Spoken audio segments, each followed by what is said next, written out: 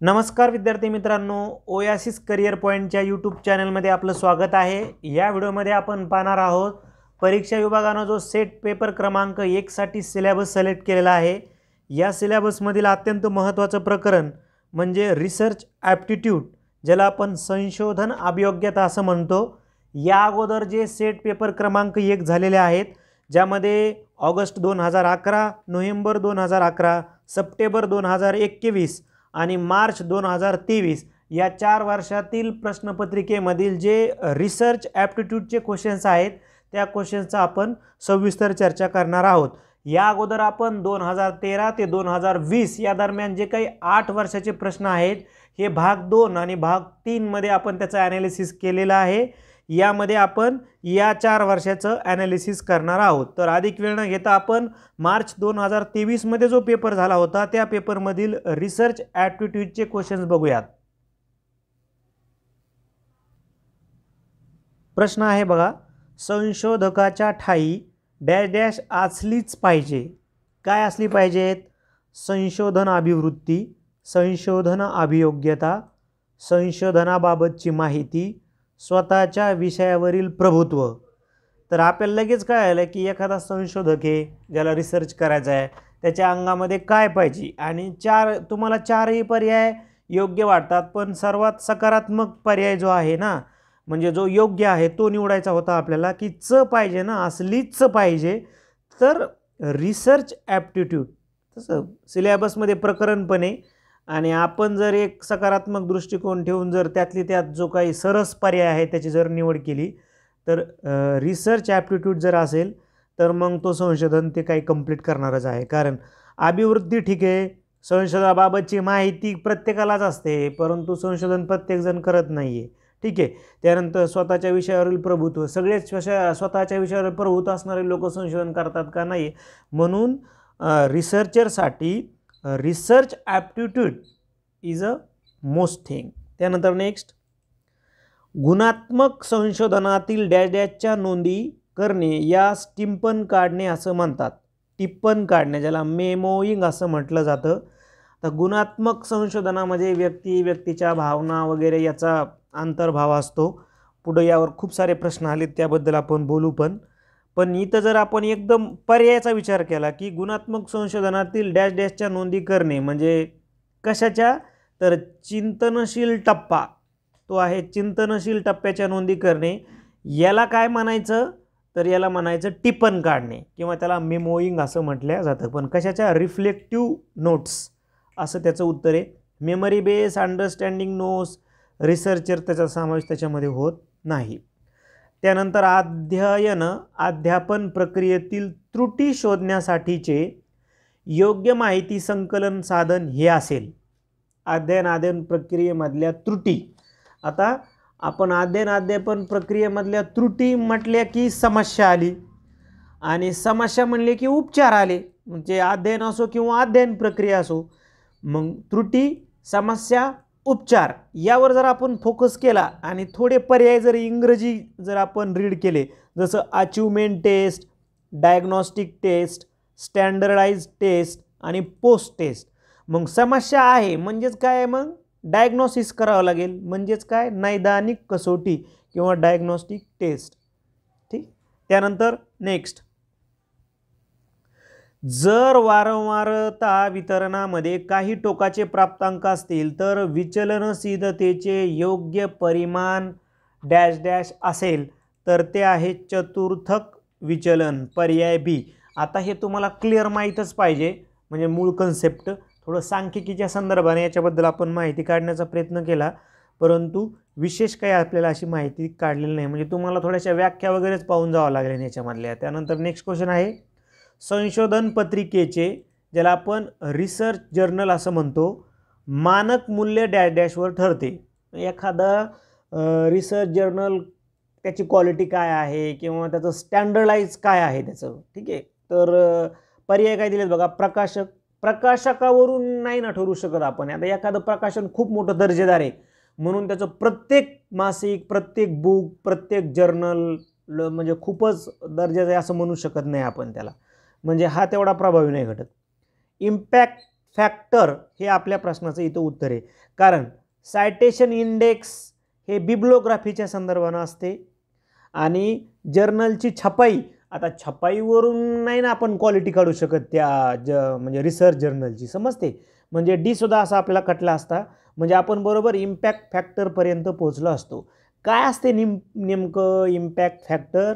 तर मागचे जे काही 2 वर्ष आहेत त्या जर्नलचा जर हिस्ट्री काढला आपण जर्नलचा, तर मागच्या 2 वर्षामध्ये त्याची कामगिरी काय आहे, त्याचे व्ह्यूज काय, त्याचे सायटेशन्स काय, हे पाहिलं जातं आणि त्यालाच राऊंड फिगर आपण काय म्हणतो, त्याचा इम्पॅक्ट फॅक्टर म्हणतो आपण. त्यानंतर नेक्स्ट काय बघा, 2021 मध्ये जो पेपर झाला आहे त्या पेपरमधील प्रश्न बघूयात आपण.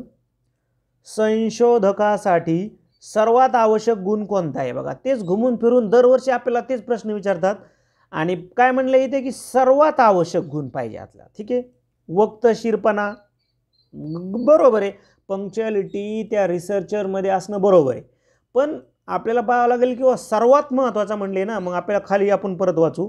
बुद्धिमत्ता गरजेची आहे, इंटेलिजन्स तो पाहिजेच. त्यानंतर दिले आपल्याला संशोधनातील मनापासून असणारी अभिरुची, म्हणजे हे ए पेक्षाही आणि बी पेक्षा पण सी काय आहे, दर्जेदार म्हणजे महत्त्वाचं आहे. कारण जेन्युइन इंटरेस्ट जर असेल रिसर्चमध्ये तर मग पंक्च्युअलिटी बी येईल आणि तो इंटेलिजन्स असतो. जेन्युइन कशाला म्हणलो मग आपण, बरोबर आहे. म्हणजे ए आणि बी पेक्षा सी काय आहे इथं परफेक्ट उत्तर असणार आहे. कारण स्वतःच्या विषयावरील प्रभुत्व, प्रत्येक विषयावरील प्रभुत्व व्यक्ती रिसर्च करीलच असं आपण सांगू शकत नाही. म्हणून इथं सर्वात महत्त्वाचा गुण आहे की तुम्हाला त्याच्यात आवड पाहिजे, तुम्हाला त्याच्यामध्ये अभिरुची पाहिजे, म्हणजे सी हे आपलं इथं उत्तर असणार आहे. गुणात्मक संशोधनात चिंतनशील टप्प्याच्या नोंदी करणे यास डॅश डॅश असे म्हणतात. बघा 2023ला काय प्रश्न आला, 2023ला प्रश्न आला की टिपण काढणे म्हणजे काय, म्हणजे टिपण कुठं काढलं जातं, चिंतनशील टप्प्यावर. आणि आता काय म्हणले ते चिंतनशील टप्पा काढणे याला काय म्हणतात, तर मेमोईंग, ज्याला आपण टिपण काढणे म्हणतो. म्हणजे तेच प्रश्न इकडे पुढच्या वर्षी उलट होऊन विचारतात. म्हणून तर आपण वेळोवेळी सांगतो की कोणत्या व्हिडिओमध्ये की जर आपण सेटचे जर मागचे 4-5 वर्षाचे प्रश्न आपल्याकडं तर अवेलेबल 2011 ते 2023 PDF विथ विश्लेषण. तुम्ही जर आमच्या टेलिग्राम चॅनलला गेलात, सेट नेट स्टडी या टेलिग्राम चॅनलला जर गेलात तर 12 प्रश्नपत्रिका 2011 ते 2023 पर्यंतच्या आणि विश्लेषणाचे 12 व्हिडिओ टेलिग्राम चॅनलला जा. त्याच्यानंतर किंवा तुम्ही डायरेक्ट आपल्या ओएसिस करिअर पॉईंटच्या यूट्यूब चॅनलला जा, त्या प्लेलिस्टमध्ये सेट एक्झाममध्ये जरी गेलात तर तुम्हाला हे सर्व व्हिडिओ तुम्हाला तिथं उपलब्ध करून देण्यात आलेले आहेत. म्हणून एक दिशादर्शक म्हणून तरी आपण किमान मागच्या 4 ते 5 वर्षाच्या प्रश्नपत्रिका चाळणं गरजेचं आहे. पुढे जाऊयात. शैक्षणिक संपादन हे चल श्रेणीवर मोजले जाईल. शैक्षणिक संपादन हे आंतर श्रेणीवर मोजले जातात. 55 ते 65, 50 ते 55. अलीकडे ज्या गुणपत्रिका आहेत याचा त्याच्यामध्ये अंतर्भाव आहे. अजून आपल्याला या कन्सेप्ट आता हळूहळू इकडे येतील, कारण आत्ता आपण ते स्वीकारले इंटरवल वगैरे रेशिओ, तर ते अजून त्याच्या संदर्भानं जर आपल्याला एखादा व्हिडिओ बनवता आला तर आपण त्यावर व्हिडिओ आपण बनवूयात. त्यानंतरचा क्वेश्चन्स आहे बघा, जर वारंवारिता वितरणामध्ये काही टोकाचे प्राप्तांक असतील तर केंद्रीय प्रवृत्तीचे योग्य परिमाण काय असेल? आपल्याला पहिलं माहीत पाहिजे की सेंट्रल टेंडन्सी कोणकोणत्या आहेत. 3 सेंट्रल टेंडन्सी, मीन, मोड, मीडियन.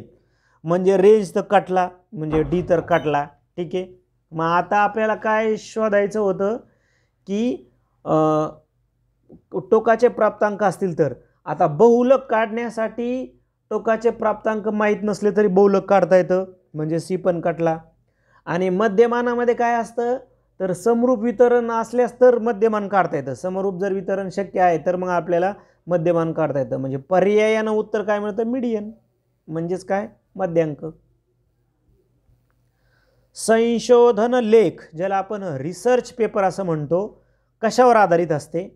प्राथमिक माहिती बरोबर आहे, दुय्यम माहिती वर्णनात्मक माहितीवर ते आधारित नसते. प्राथमिक माहितीवर माहिती आहे आपल्याला, मेन प्राथमिक जी माहिती आहे, दुय्यम माहिती.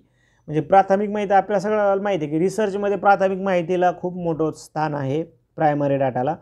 पण आता दुय्यम थोडं कन्फ्यूज होऊ आपण. पण दुय्यममध्ये जर आपण काही प्रॉपर लिखित साधने जर घेतली, दुय्यममध्ये लिखित साधने आपण यूज करू शकतो. वर्णनात्मक साधने मात्र त्याच्यामध्ये नसतात. म्हणजे पर्याय सी हे उत्तर आहे आपलं 1 आणि 2.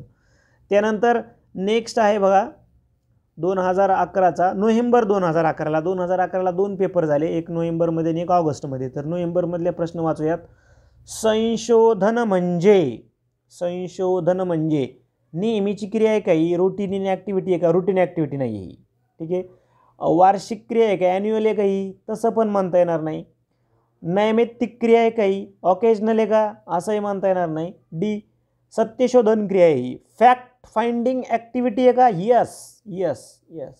उगत जास्त अवघडात घुसण्याचं काही कारण नव्हतं. म्हणजे डी सहज आपल्याला, जर तुम्ही इंग्लिश जर पर्याय वाचले असते, कधी कधी बघा आपल्याला जर मराठी प्रश्न कळत नाही आहे तर आपण इंग्रजीचा आधार घेणं अपेक्षित आहे. ज्या विद्यार्थ्यांना इंग्रजी समजते त्यांना प्रॉब्लेम नाही. पण जे विद्यार्थी निव्वळ समजा बऱ्यापैकी त्यांना मराठी इंग्रजी हार्ड जाते, तर मग आपण तरीही आपण एकदा इंग्लिश प्रश्न जर वाचला तर आपल्याला निश्चित त्याचं उत्तर येणार आहे. त्यानंतर नेक्स्ट बघा, संशोधनात्मक प्रश्न कशामधील संबंध स्पष्टपणे शोधण्याचा प्रयत्न करतो? सेवा पुरवठा, संशोधक, परिकल्पना, परिवर्त्य किंवा ज्याला काय आपण म्हणतो व्हेरिएबल्स असा शब्द आपण वापरलेला आहे. तर संशोधनात्मक प्रश्न कशामधील संबंध? व्हेरिएबल्स. आपण जे व्हेरिएबल्स घेतलेले आहेत, चल घेतलेले आहेत आपण, त्याला व्हेरिएबल्स म्हणजे काय, त्याला चल म्हणू आपण मराठीमध्ये. तर त्याचा संबंध आपण शोधत असतो. त्यानंतर ज्ञान मिळविण्याच्या पद्धतीमध्ये इतर कोणत्याही पद्धतीत न दिसणारा पण शास्त्रीय पद्धतीत असणारा विशेष गुणधर्म म्हणजे? शास्त्रीय पद्धतीत यावर जरी तुम्ही थोडंसं कॉन्सन्ट्रेट केलं तर बघा, दैवी अधिकार येणारच नाही शास्त्रीय पद्धती म्हणजे कशा. स्वयंसुधारणा येऊ शकतं, म्हणजे बी येऊ शकतं. गूढ भविष्यवाणी शास्त्रीय पद्धतीमध्ये नसते आणि आध्यात्मिक प्रकटीकरण तर नसतं. झालं आपलं. म्हणजे आपण जर थोडंसं पण लक्षात घेतलं असतं किंवा सायंटिफिक ॲप्रोच आहे ना, मग त्याच्यामध्ये सेल्फ करेक्शन आहे सायंटिफिक ॲप्रोचमध्ये, बी. त्याच्यानंतर संशोधक आणि संशोधनात सहभागी होणारे यामध्ये परस्पर विश्वास निर्माण करण्याची प्रक्रिया म्हणजे काय?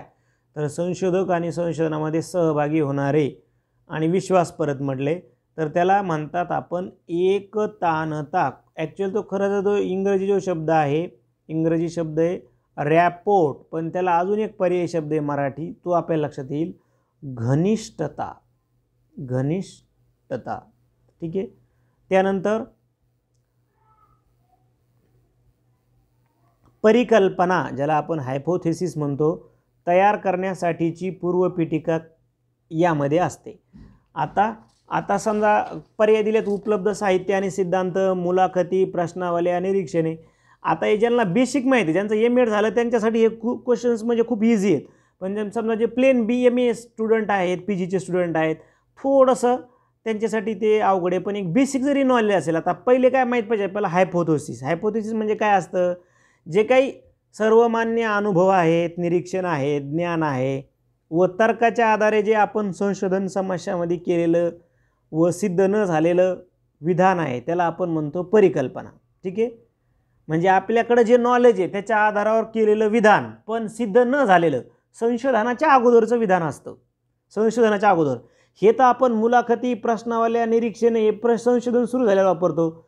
म्हणजे ह्या तर नंतरच्या प्रोसेसमध्ये हे पर्याय कटलाच.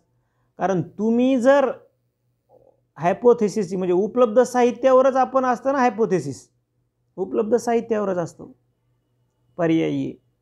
त्यानंतर गावातला पुढारी किंवा एखाद्या संस्थेचा व्यवस्थापक किंवा एखाद्या हॉस्पिटलचा संचालक की ज्याची परवानगी घ्यावी लागते किंवा चांगल्या प्रकारे कोण माहिती देईल हे सांगू शकणारा व्यक्ती, तर त्याच्यासाठी काय आहे? की informant, resource person, gatekeeper, critical participant. Participant तर तो येणारच नाही, क्रिटिकल कशाला. गेटकीपर तर तो जनरल येतो. ठीक आहे. तर रिसोर्स पर्सनचा तो स्वतःच असतो, जो सिद्धांत जो मांडतो ना आपण त्याला म्हणतो रिसोर्स पर्सन. या कार्यक्रमाचे सिद्धांत मांडणारा म्हणजेच काय म्हणतो त्याला आपण की इन्फॉर्मंट. ठीक आहे, पर्यायी हे आपल्या प्रश्नाचं उत्तर आहे. ऑगस्ट 2011 मध्ये झालेल्या पेपरचं वाचन करू. ज्ञानामध्ये नव्हे तर कल्पनेत ज्या गोष्टी विशिष्ट संदर्भाशिवाय खऱ्या मानल्या जातात त्या म्हणजे, त्याला म्हणायचं आपण पुरावे. पर्यायी हे आपल्या प्रश्नाचं इथं उत्तर असणार आहे. त्यानंतर आहे बघा, शास्त्रीय संशोधनाच्या दृष्टीने सत्यता म्हणजे, शास्त्रीय संशोधनाच्या दृष्टीने सत्यता म्हणजे अनुभवजन्य स्थिती. पर्याय बी हे आपल्या प्रश्नाचं उत्तर आहे. मतप्रवाह, गृहीत धरलेल्या गोष्टी, समजन कल्पना सत्यता देणार नाही. मतप्रवाह बी सत्य जळत नाही, तो कोणताही मतप्रवाह असू शकतो. आणि गृहीत धरलेल्या गोष्टी नाही. सत्यता म्हणजे काय, तुम्हाला अनुभव म्हणजे एक्सपिरियन्शियल वर्ड पाहिजे आपल्याला. त्यानंतर जोवर एखादा निष्कर्ष सार्वजनिकरित्या तपासून पाहिला जात नाही तोवर तो निष्कर्ष खरा आहे असे मानत नाही. हे तत्व म्हणजे काय, तर याला आपण काय म्हणू शकतो, वस्तुनिष्ठता. काय म्हणू शकतो आपण त्याला, वस्तुनिष्ठता. हे इझी आहे. त्यानंतर का, कसे, कधी अशा प्रश्नांची उत्तरे शोधण्यासाठी करण्यात येणारे शास्त्रीय संशोधन म्हणजे काय. का, कसे, कधी. परस्पर संशोधन नाही म्हणता येणार. सर्वेक्षण पद्धतीचे सर्वेक्षण नाही म्हणता येणार. गुणात्मक संशोधन म्हणता येईल. संख्यात्मकमध्ये का, कधी, कशी याला काही महत्त्व नाही. पहिले आपल्याला ही बाब समजून घ्यायची की गुणात्मक संशोधन म्हणजे काय आहे. तर गुणात्मक संशोधन हे आपल्याला माहिती आहे की अनुभव, व्यक्तीची कल्पना, मत, दृष्टिकोन या संदर्भामध्ये व्यक्तिनिष्ठ माहितीवरती अवलंबून असते. आणि संख्यात्मक संशोधन तर येणारच नाही, कारण संख्यात्मक संशोधन हे निर्जीव वस्तू वगैरे याच्याशी रिलेटेड आहे. म्हणजे डी तर असा इकटलेलाच होता. सर्वेक्षण वगैरे ते येणारच नाही ना. मग ते गुणात्मक संशोधनामध्ये शक्य आहे का, कसं, कधी. ठीक आहे. त्यानंतर एखाद्या संस्कृतीचे तपशीलवार आणि परिपूर्ण चित्रण म्हणजे एथनोग्राफी म्हणतात त्याला. हे पण गुणात्मक संशोधनाचंच काय आहे, एक तंत्र आहे. ठीक आहे, गुणात्मक संशोधनाचं तंत्र एक एथनोग्राफी. कारण बाकी काय, आता संस्कृती वर्णन म्हणू त्याला. एथनोग्राफी म्हणजे थोडक्यात एथनोग्राफी म्हणजे काय, संस्कृती वर्णन, संस्कृतीचे तपशीलवार चित्रण. कारण एथनॉलॉजीमध्ये वंश वगैरे, एथनो स्टडी हे त्याच्याशी रिलेटेड नाहीत. कारण संस्कृती वर्णन हे काय आहे, गुणात्मक संशोधनाचं महत्त्वाचं एक तत्व आहे. म्हणून संस्कृती म्हणलं की गुणात्मक वर्णनाचा रिसर्च आला तो. आलं, ठीक आहे, गुणात्मक रिसर्च आला तो. नेक्स्ट, माहिती गोळा करण्यासाठीच्या साधनाची पूर्वचाचणी कोणत्या पद्धतीने केली जाते. पूर्वचाचणी तर ती प्रश्नावलीच्या पद्धतीनं आपल्याला करता येईल. अशा पद्धतीनं आपण जे 4 वर्षाच्या प्रश्नपत्रिकेतील प्रश्न बघितले. आता जे विद्यार्थी या वर्षीच्या म्हणजे 7 एप्रिल 2024ची तयारी करतात अशा विद्यार्थ्यांसाठी आपण सेट परीक्षा पेपर क्रमांक 1 ची आपण सराव पेपर घेत आहोत. ज्यामध्ये तुम्हाला 15 PDF सराव पेपर आम्ही तुम्हाला व्हॉट्सअपला पाठवू. 15 PDF सराव पेपरची फीस असणार आहे 500 रुपये. प्रत्येक प्रश्नाचं उत्तर तुम्हाला व्हिडिओद्वारे विश्लेषण करून मिळेल. पेपर मराठी माध्यमात होतील. तुम्हाला अगदी वेळेप्रमाणे पेपर पाठवले जातील दिलेल्या टाईम टेबलप्रमाणे. तुम्ही 98 23 24 71 91 या मोबाईल नंबरवर फोनपे किंवा गुगल पे करू शकता. फोनपे गुगल पे नाव असेल ओएसिस करिअर पॉईंट किंवा गणेश विश्वनाथ गुजर. फीस पाठवलेला स्क्रीनशॉट तुम्हाला व्हॉट्सअप करायचा आहे 98 23 24 71 91 या नंबरला. तुम्ही जॉईन केल्याच्या नंतर तुम्हाला 24 डिसेंबर 2023 ते 31 जानेवारी 2024 या दरम्यान ज्या काही इथं महत्त्वाच्या 15 तारखा दिलेल्या आहेत, या प्रत्येक तारखेला मॉर्निंगला 11 वाजता तुम्हाला पेपर पाठवला जाईल PDF तुमच्या व्हॉट्सअपला. त्याच्यानंतर दुपारी 2 वाजता तुम्हाला त्याची आन्सर की पाठवल्या जाईल आणि संध्याकाळी 8 वाजता तुम्हाला विश्लेषणाचा व्हिडिओ पाठवल्या जाईल. मला वाटतं हा व्हिडिओ येणाऱ्या एक्झामसाठी तुम्हाला निश्चित उपयुक्त ठरेल. व्हिडिओ आवडला तर लाईक करा, आपल्या मित्रांना शेअर करा. त्याचबरोबर ओएसिस करिअर पॉईंटचं यूट्यूब चॅनल सबस्क्राईब करा. धन्यवाद.